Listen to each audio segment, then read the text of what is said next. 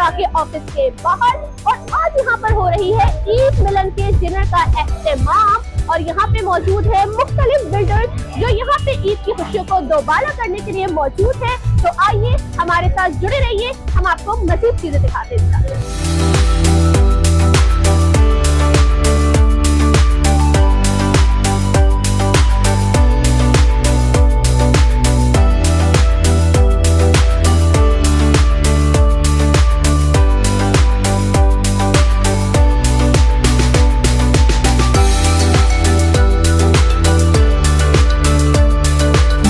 अब मैं मौजूद हूँ ऑल कराची रियल्टर एसोसिएशन के चेयरमैन सैयद काशिफ शाह के ऑफिस में। आइए इनसे बात करते हैं और आपकी बात करवाते हैं। अस्सलाम वालेकुम। वालेकुम अस्सलाम।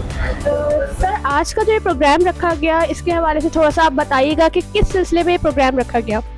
देखिए, इतने माशी मुश्किलात के दौर में जहाँ लोगों को शब रोज़ अपनी ज़रूरियात को पूरा करने में मुश्किलात पेश आ रही हैं, ख़ासतौर पर रियल एस्टेट सेक्टर, उसमें हमने जामिन टाउन के प्लेटफॉर्म से एक ईद मिलन डिनर का एहतमाम किया। बुनियादी तौर पे उसमें ख्वाहिश ये थी कि कराची भर से तमाम रियल एस्टेट एजेंट्स एक साथ जुड़े आएँ और खुशियाँ हम एक दूसरे के साथ शेयर करें। तो अल्हम्दुलिल्लाह आज पूरे कराची से रियल्टर्स ने शिरकत की, जिसमें हमारी ऑल कराची रियल्टर्स एसोसिएशन के प्लेटफॉर्म से जितनी भी इत्यादी एसोसिएशन थे वो तो थी ही, उसके साथ साथ कराची के मुख्तलिफ छोटे बड़े इलाकों से बड़ी तादाद में लोगों ने शिरकत की और अल्हम्दुलिल्लाह लोगों के आने का सिलसिला ताहाल जारी है और ये सिलसिला अब तक चल रहा है।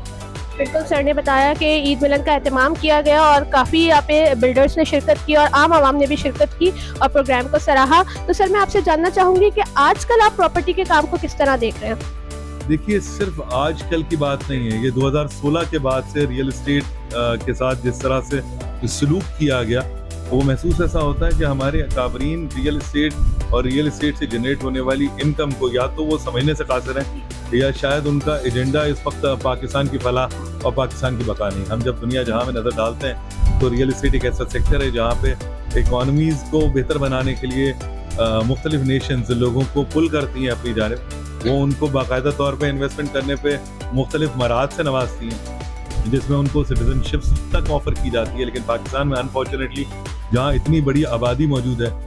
जहाँ लोगों का सरमाया बाहर से पाकिस्तान में रियल एस्टेट की जानिब इन्वेस्ट करने के लिए इतना ज़्यादा भेजा जाता रहा, लेकिन आज उनके लिए इस किस्म की पॉलिसीज़ मुख्तलिफ वक्तों में अप्लाई की गई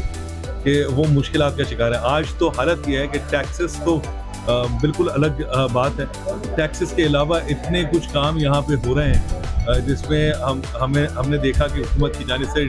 डीम रेंटल इनकम एक 7E का क्लॉज ला के डाला गया, यानी एक शख्स प्रॉपर्टी की ट्रांजैक्शन ना भी करे और उसके बाद माजी में अगर उसने कोई प्रॉपर्टी खरीदी है तो उसको भी कहा गया कि तुम तसव्वुर कर लो कि इस पे तुम्हारी एक इनकम जनरेट हो रही है और उस तसव्वुराती इनकम पे उससे टैक्सेस की वसूली का सिलसिला शुरू किया गया, जो कि लामहला कानून भी कहलाएगा। इसके अलावा देखिए, स्टैंड अलोन प्रॉपर्टीज के काम को हम नहीं देख सकते, रियल एस्टेट को स्टैंड अलोन नहीं देख सकते जब मुल्क में ऐसे ज़राए मौजूद हों जहाँ पे बिना किसी डॉक्यूमेंटेड इकॉनमी के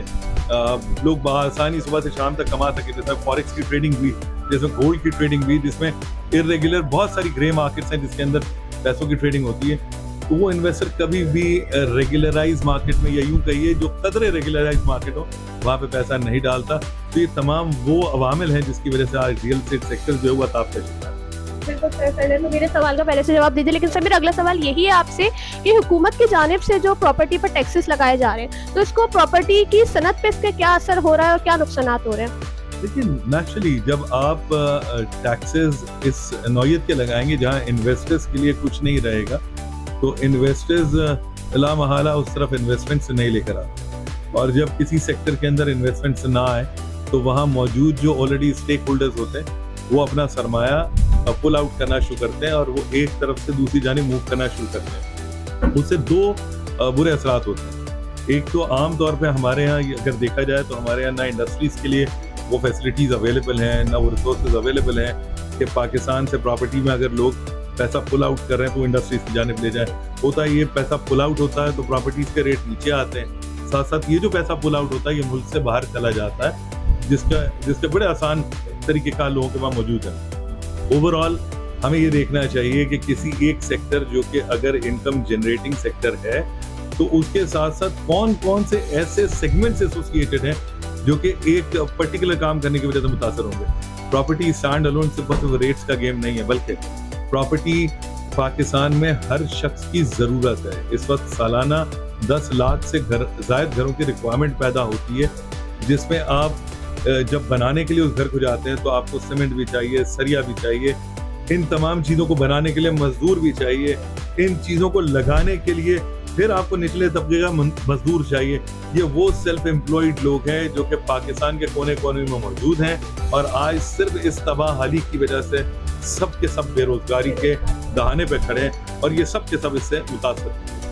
सर, मेरा आपसे आखिरी सवाल यही है कि रियल एस्टेट्स की फलाह बहबूद के लिए आप क्या इक़दाम कर रहे हो? देखिए, रियल एस्टेट के लिए हम क्योंकि किसी तौर से भी हम वो ताकत नहीं रखते कि हम कानून साजी खुद से कर पाए, तो लिहाजा कानून साजी करने वाले जो लोग हैं, जो अकाबरीन हैं, उन लोगों तक हम अपनी गुजारिशात पहुंचाने की कोशिश करते हैं। उसके लिए अल्लाह माला हमने ऐसे कुछ सेटअप्स बनाए हैं, ऐसी कुछ प्लेटफॉर्म्स बनाए, ऐसी एसोसिएशंस बनाई हैं जो कि अभी इर्तिका के दौर से गुजर रही हैं, लेकिन ये वो प्लेटफॉर्म है जो आगे चल के न सिर्फ अपनी मजबूती की वजह से, अपने नंबर्स की वजह से हुकूमती हलकों में अपनी बात का असर रखेंगी, बल्कि यहाँ इतने खूबसूरत जहन मौजूद हैं कि वो इंशाअल्लाह पाकिस्तान और बिलखुसूस इस कम्युनिटी के लिए, इस सेक्टर के लिए इंशाअल्लाह ऐसी मुशावरत देंगे जिससे एक विन विन सिचुएशन क्रिएट होगी, जहाँ हमें मुल्क के लिए रेवेन्यू इकट्ठा करना है वो भी होगा, और ये जो खुद हम किफ़ालत करते हैं अपनी, क्योंकि हमारी किसी किस्म की कोई मुआवनत हुकूमती सतह पे नहीं होती, हम सब्सिडीज नहीं लेते दूसरे सेक्टर्स की तरह, तो हमें भी खुद काम करने का मौका मिलेगा। तो मैं ये समझता हूँ ये तमाम वो एक्टिविटीज़ हैं जो कि बेहतरी की जानिब इंशाअल्लाह इस सेक्टर को लेके जाएंगी, लेकिन बुनियादी तौर पे हमें काम ये करना है कि हुकूमत को भी ये बताना है कि कितने लोग हैं जो कि इस शोबे से वाबस्ता हैं। इसके लिए हम बारहा हुकूमत से गुजारिश कर रहे हैं कि एक रजिस्ट्रेशन का अमल किया जाए, एक रियल्टर्स काउंसिल का क़याम अब नागुज़ीर है, जहाँ से आप रियल एस्टेट सेक्टर में जो काम करने वाले लोग हैं उनकी तादाद को न सिर्फ गिन सकें, रिकॉर्ड कर सकें, बल्कि उनको ऑथराइज करें कि उन पे लोग एतमाद के साथ अपना सरमाया लगा सकें। वो सरमाया लगाने वाले जो मुल्क से बाहर बैठे हुए हैं, जब वो मुल्क में सरमाया भेजेंगे इस एतमाद के साथ कि मैं जिन लोगों के साथ काम कर रहा हूँ वहाँ मेरा सरमाया डूबेगा नहीं। तो आप तसव्वुर कीजिए, आज अगर $30 बिलियन की इन्वेस्टमेंट या $30 बिलियन की तरसीलात पाकिस्तान आती हैं, तो इस एतमाद की बहाली के बाद हो सकता है ये अमाउंट 20, 25, 30% बढ़ जाए, जिससे पाकिस्तानी जो फॉरेन रिजर्व्स हैं उनको सपोर्ट मिलेगी, पाकिस्तान में इकनॉमिक सरगर्मियाँ जन्म लेंगी। तो वो सारी चीज़ें जो कि इन्हीं रियल एस्टेट सर्विसेज के शोबे में काम करने वाले लोगों से जुड़ी हुई। So thank you so much sir, आपने अपने कीमती वक्त से हमें आगाह किया और अपना कीमती वक्त दिया और हमें जो है वो जामिन टाउन के मुतालिक और मुख्तलिफ जो हमारे सवालात थे उनसे आगाह किया। आपके कीमती वक्त का बहुत शुक्रिया जी। तो अब जो है वो तकरीबन प्रोग्राम का अख्ताम हो चला है और ये कि आज जो ईद मिलन पार्टी का इनेकाद किया गया था, डिनर का एहतमाम किया गया था जामिन टाउन बाय काशिफ शाह की जानिब से, वो एक बेहतरीन तौर पे जो है वो इख्तिताम पसीर हुआ और तमाम रियल एस्टेट्स और तमाम बिल्डर्स ने यहाँ पर आकर इंजॉय किया। मुझे भी यहाँ आकर, मेरी टीम को यहाँ पर बहुत अच्छा लगा और एक इत्तेहाद में यहाँ पे बिल्डर्स मौजूद थे, और अगर इसी तरह से तमाम बिल्डर्स, तमाम रियल एस्टेट्स जो इत्तेहाद में रहे तो हमारा पाकिस्तान तरक्की कर सकता है। अब अपनी होस्ट शवेरिया खान को दीजिए इजाज़त, तब तक के लिए खुदा हाफ़िज़। जी, तो अब जो है वो तकरीबन प्रोग्राम का अख्ताम हो चला है और ये कि आज जो ईद मिलन पार्टी का इनेकाद किया गया था, डिनर का एहतमाम किया गया था जामिन टाउन बाय काशिफ शाह की जानिब से, वो एक बेहतरीन तौर पे जो है वो इख्तिताम पसीर हुआ और तमाम रियल एस्टेट्स और तमाम बिल्डर्स ने यहाँ पर आकर इंजॉय किया। मुझे भी यहाँ आकर, मेरी टीम को यहाँ पर बहुत अच्छा लगा और एक इत्तेहाद में यहाँ पे बिल्डर्स मौजूद थे, और अगर इसी तरह से तमाम बिल्डर्स, तमाम रियल एस्टेट्स जो इत्तेहाद में रहे तो हमारा पाकिस्तान तरक्की कर सकता है। अब अपनी होस्ट शवेरिया खान को दीजिए इजाज़त, तब तक के लिए खुदा हाफ़िज़।